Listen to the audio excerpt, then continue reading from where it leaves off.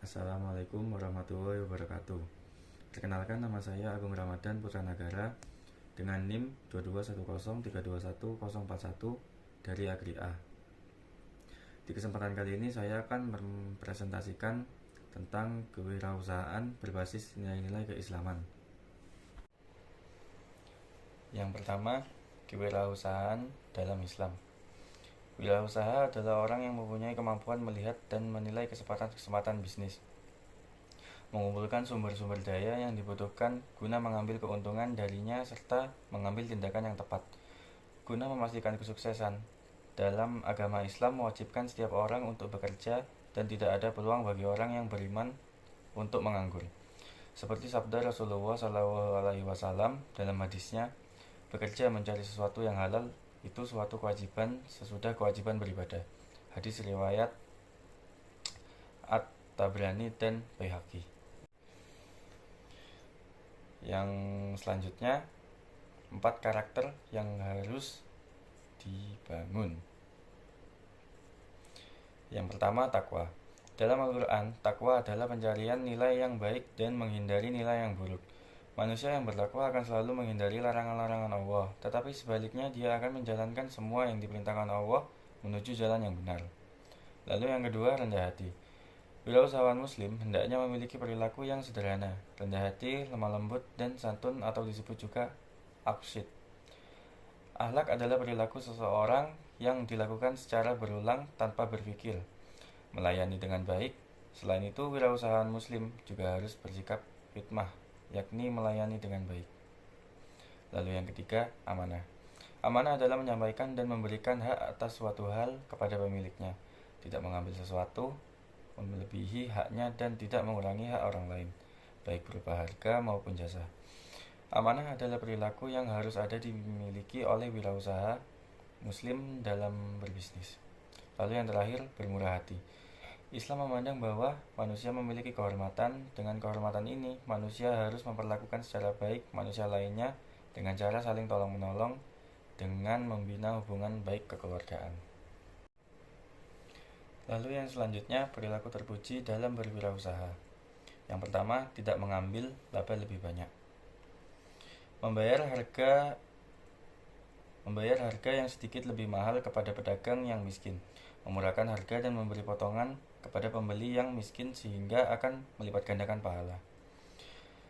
Bila membayar hutang, maka bayarlah lebih cepat dari waktu yang ditetapkan. Membatalkan jual beli bila pihak pembeli menginginkannya. Bila menjual bahan pangan kepada orang miskin secara cicilan, maka jangan ditagih apabila orang tersebut tidak mampu membayarnya dan membebaskan ia dari hutang apabila meninggal dunia. Lalu yang selanjutnya, manajemen utang piutang. Hutang ini sudah melekat pada kehidupan masyarakat kita. Dosa hutang tidak akan hilang apabila tidak dibayarkan. Bahkan orang yang mati syahid pun dosa hutangnya tidak berampun. Jadi jika seseorang meninggal, maka ahli warisnya wajib melunasi hutang tersebut. Tapi jika orang tersebut telah berusaha membayarnya, tetapi memang betul-betul tidak mampu dan ia kemudian meninggal dunia, maka Rasul Shallallahu Alaihi Wasallam menjadi penjaminnya. Seperti dalam hadis berikut. Barang siapa dari umatku yang punya hutang, kemudian ia berusaha keras untuk membayarnya, lalu ia meninggal dunia sebelum lunas hutangnya, maka aku sebagai walinya.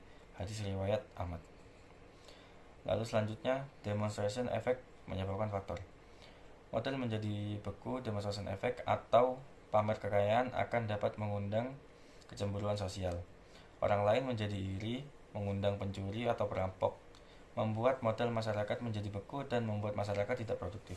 Nabi SAW menganjurkan agar kita menggunakan uang yang untuk kepentingan yang diridhoi Allah, terutama untuk tujuan pengembangan produktivitas yang digunakan untuk kepentingan umat.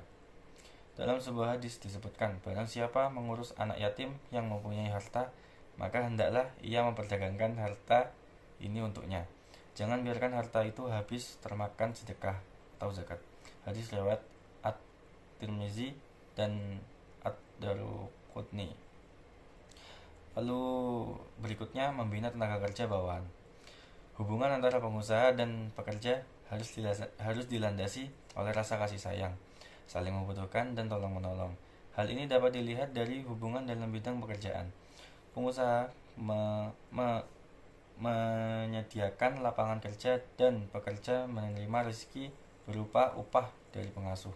Pekerja menyediakan tenaga dan kemampuannya untuk membantu pengasuh untuk menyelesaikan pekerjaan yang diperintahkan. Kemudian berikutnya tujuan berwirausaha. 1. Profit. Profit berupa materi dan benefit berupa non-materi. Profit berupa materi diperoleh dengan melakukan bisnis dengan cara yang halal dengan tidak menghalalkan segala cara. Tujuan profit berupa non-materi yang dimaksud adalah qimah insaniyah, qimah khuluqiyah, dan qimah ruhiyah. Qimah insaniyah adalah manfaat dari seorang pengelola bisnis kepada orang lain dalam bentuk sedekah, kesempatan kerja, dan lain-lain. Qimah insaniyah lebih kepada memberikan manfaat kemanusiaan bagi orang di sekitarnya. Lalu kemudian qimah khuluqiyah, yang dimaksud adalah setiap perbuatan atau perilaku seorang wirausaha muslim haruslah memiliki akhlak yang baik. Sifat ini akan terlihat pada seseorang jika dia rajin dalam ibadahnya, muamalah, dan kegiatan makan dan minumnya sesuai dengan perintah Allah Subhanahu wa taala. Lalu yang kedua, pertumbuhan. Setelah target berupa materi dan non-materi sudah didapatkan, sebuah usaha harus dijaga agar tetap tumbuh dan mengalami kenaikan terus. Pertumbuhan yang berjalan harus sesuai dengan syariat agama Islam yang sudah ada. Untuk menjaga agar bisnis tumbuh dari tahun ke tahun, maka pelaku bisnis harus meningkatkan kualitas produksi dan pelayanan agar konsumen tetap senang membeli atau memakai jasa yang disediakan oleh produsen.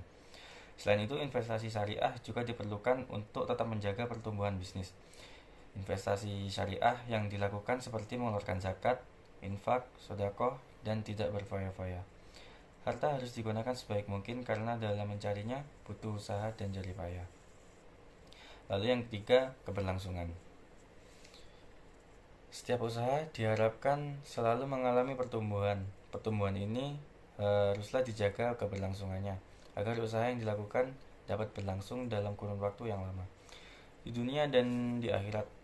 Untuk menjaga berlangsungan usaha harus dibuat suatu perencanaan dan tidak lupa dengan tetap berlandaskan syariat Islam. Lalu yang keempat, ridha Allah Subhanahu wa taala. Semua yang dilakukan oleh seorang muslim harus memiliki tujuan akhir keberkahan dari Allah Subhanahu wa taala. Keberkahan yang diperoleh dari Allah diperoleh dengan menjalankan semua syariat Islam dan menjalankan semua kegiatan bisnisnya dengan ikhlas. Jika mereka menyatukan mencari rezeki dan beribadah kepada Allah dengan berjual beli pada waktunya dan mendirikan sholat pada waktunya, maka mereka telah mengumpulkan kebaikan di dunia dan kebaikan di akhirat. Lalu yang terakhir, kesimpulan. Wirausaha adalah orang yang mempunyai kemampuan melihat dan menilai kesempatan-kesempatan bisnis, mengumpulkan sumber-sumber daya yang dibutuhkan guna mengambil keuntungan darinya serta mengambil tindakan yang tepat guna memastikan kesuksesan. Perilaku bisnis seorang wirausaha muslim dapat dilihat dari ketakwaannya, sikap amanah yang dia miliki, kebaikannya, cara mereka melayani pembeli atau pelanggannya dengan ramah, serta semua kegiatan bisnisnya hanya dilakukan untuk ibadah semata. Sekian presentasi dari saya. Mohon maaf apabila ada salah kata. Wabillahi taufiq wal hidayah. Wassalamualaikum warahmatullahi wabarakatuh.